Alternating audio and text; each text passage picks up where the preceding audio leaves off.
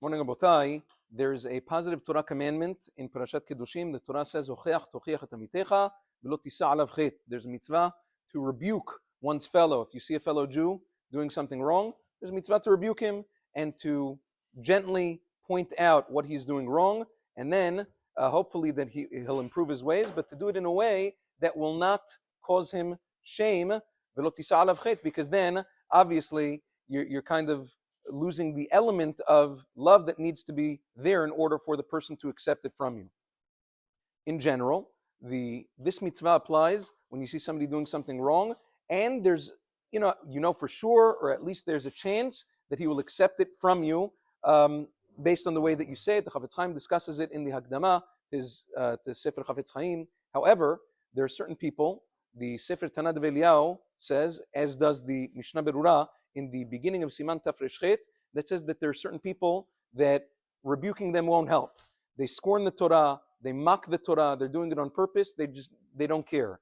Over there's another pasuk in Mishle, Al tochach let penisnaeka hochach lechacham v'ye'ehaveka, which means only give rebuke to those who are wise, to those who want to listen, but those who are fools, or those who are jesters, those who mock the Torah and won't listen anyway, don't rebuke them at all. There is no difference. The Rambam in Ilchot De'ot writes that there's no difference between mitzvat ben adam lachavero and mitzvat ben adam lamakom, which means between man and Hashem and between man and his fellow. The halacha is in both cases, if you see somebody doing something against the Torah, there's a mitzvah to gently rebuke them. There's only one difference between them in the halacha, which is that whereas if you see a person doing something wrong to his fellow, and he does it once, twice, three times, and you rebuke him and he doesn't stop, you're exempt. You don't have to tell him anymore.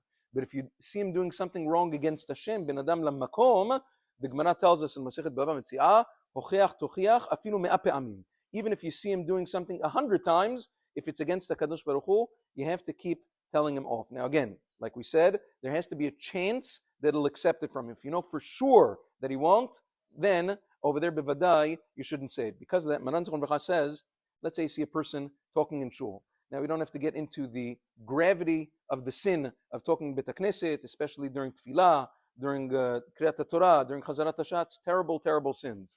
Now, sometimes there are people or Gabaim that are in charge of quietly going over to the person and telling him, shh, like in a nice way. But sometimes people don't get the hint. There are people like that don't get the hint, or they feel entitled to talk because of whatever socioeconomic level they're on. They feel that they're entitled to talk in Bet HaKnesset. So over there, you have to, since it's that's a combination of both ben adam lachavero and ben adam lamakom, because it's obviously hurtful to HaKadosh Baruch Hu and it's disturbing to everybody else who's praying. So over there, you tell him once, twice, three times, but he shouldn't be the only one to do it, because then he's just going to hate this person. Other people should chime in as well, so that the person who's talking doesn't think that it's only this person who has it out from him. That every shul has its designated shusher. However, it shouldn't be only one.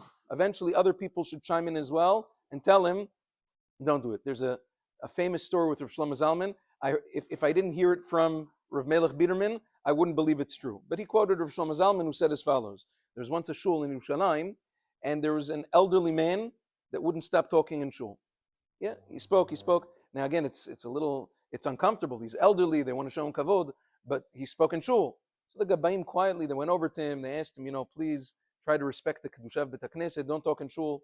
Yeah, whatever. And he keeps on doing it once, twice. So they tried everything. They tried nicely, they tried a little bit more forceful.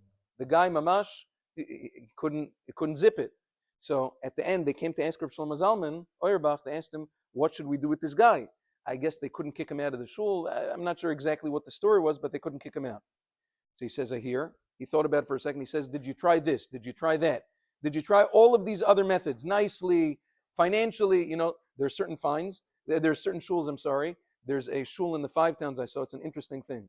We have it happens here also, but we don't have the sign yet. Be'ezrat Hashem, the sign will come. Every ring that goes off in the shul, if your phone is off, every time your phone rings, $10. Rings once, $10. Rings again, another $10. Every time your phone rings and a gabai comes over to you with the credit card machine, every time it rings, people see to charge you. Every time your phone rings in Bet HaKnesset, and now it's not every phone call, it's every ring. So let's say every phone call is 4 or 5 rings. That's $50 for the shul right there. Turn off your phone. Turn off the phone. It's an interesting thing. So he asked him, did you try that with the person? He says, we tried everything. He stopped and thought for a second. He looked at him. He says, I'm not saying to do this halakha ma'aseh, but this is what Rav Shlomo Zalman said to do in this thing. He said this person is like a terrorist. Speaking in shul is terrorism. He says next time he speaks, have an older member of the shul go over to him, boom, smack him in the face.